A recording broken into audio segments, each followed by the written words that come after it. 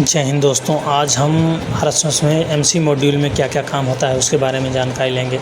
MC module में आपको passenger crime जैसे टीओपीबी, ड्रगिंग ये हो गए, अनटूवर्ड इंसिडेंट हो गए, मिस क्राइम हो गए, लेकिन हम आज चढ़ाएंगे पैसेंजर क्राइम में ड्रगिंग केस कैसे अपडेट करते हैं। पहले हम सर्च कर लेंगे लेटेस्ट मेरा केस कितना था, लास्ट केस।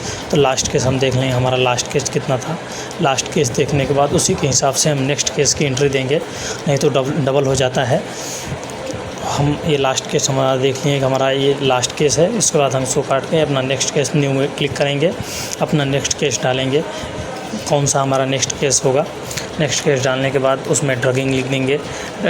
टीओपीबी ड्रगिंग सेम ही रहता है, बस इसमें सेक्शन चेंज होता है बस, नहीं तो टीओपीबी, ड्रगिंग, मर्डर ये सब इसी में होता है। पैसेंजर क्राइम में जितना भी आपका है आईपीसी का क्राइम सब पैसेंजर क्राइम में उठेगा। जितना भी आईपीसी क्राइम होगा आपका, ये पैसेंजर से हुआ है या एनी अदर से है, ये सब आपको ब्रीफ इसमें देना है।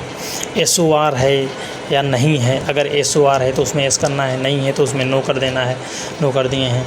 फिर उसके बाद भारतीय न्याय संहिता लगती है, उसका अंडर सेक्शन ड्रगिंग में जो है आपको उसको उस सेक्शन को लाना है। उस सेक्शन को लेने के बाद फिर हम ले लिए हैं डिटेक्टेड है कि नहीं। अगर आदमी पकड़ा गया है तो डिटेक्टेड में एस करेंगे, नहीं तो नहीं करेंगे।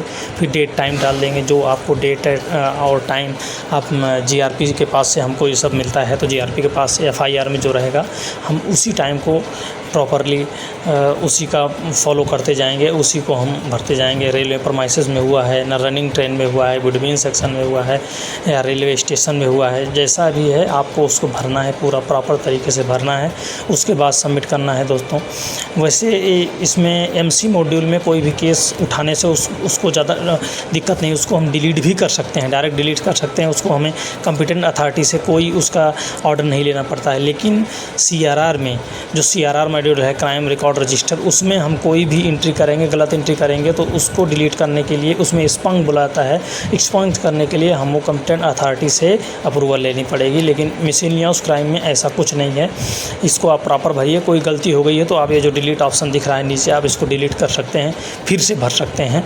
लेकिन तब भी एक जो है आप आसानी से भरिए। इस ऑनलाइन काम में कोई जल्दीबाजी नहीं, खूब आराम से अपने इत्मीनान से भरिए। सारे टाइम को सीरियल वाइज मेंटेन करते जाइए, क्योंकि कोई भी टाइम उल्टा फुल्टा है, डेट उल्टा फुल्टा हो गई तो आपके दूसरे दिन में वो शो करने लगेगा।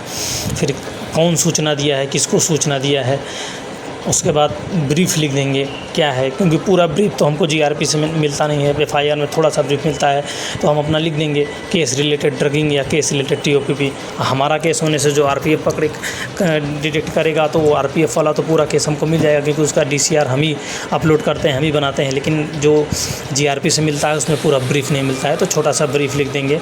उसके बाद एफआईआर नंबर लिखेंगे। एफआईआर नंबर वही रहेगा जो केस नंबर रहता है, जीआरपी का जो केस नंबर है वही एफआईआर नंबर भी रहता है। जो डेट में उसको जितना बजे वो हुआ है उतना बजे उसका एफआईआर भी कर देंगे, कंप्लेनेंट का नाम डाल देंगे। वैसे इसमें मैंडेटरी नहीं है, जहाँ रेड स्टार हो वहीं आप ज़्यादातर भरना है। जैसे कंप्लेंट का नेम भर दीजिए, सब भर दीजिए, लेकिन इसमें रेड स्टार कहीं नहीं है, मैंडेटरी नहीं है। आप इसको नहीं भी भर सकते हैं, लेकिन इसको भरने से आपको आगे सुविधा होगी।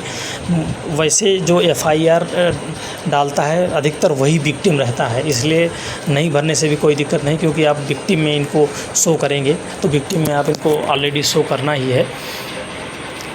लेकिन तब भी हम जो है इनका थोड़ा बहुत जो हमको जानकारी मिलेगी उसके बारे में हम भर देंगे। फिर उसके बाद इनका क्या चीज़ स्टोलन हुआ है, अगर स्टोलन हुआ है तो उसको स्टोलन दिखाना है दोस्तों।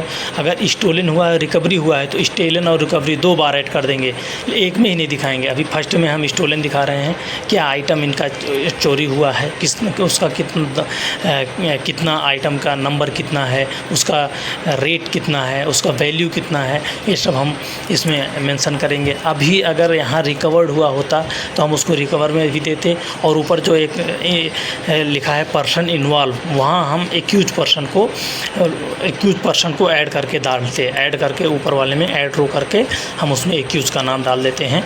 क्या आइटम रिकवर्ड हुआ नहीं है, इसलिए इसमें ज़्यादा भरने की कोई ज़रूरत नहीं है। लास्ट तक में कोई कुछ ज़रूरी नहीं है, कोई मैंडेटरी नहीं है कुछ भरने की। लास्ट में हम चलेंगे कि केस रजिस्टर हुआ है या नहीं। विक्टिम का नाम हम ऊपर डाल ही दिए हैं, विक्टिम का नाम डालने की ज़रूरत नहीं है। तो हम इसमें जो केस रजिस्टर आरपीएफ किया है वही केस डाल देंगे।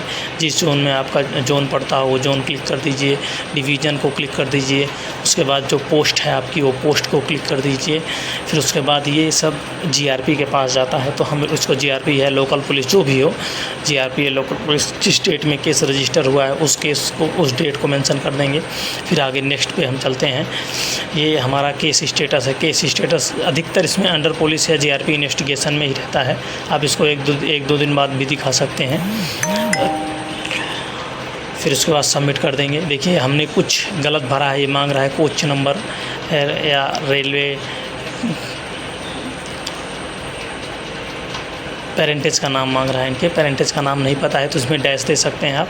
डैश देने से भी ले लेगा। डैश कॉन्टैक्ट नंबर में लेकिन डैश नहीं, उसमें नंबर मांगेगा।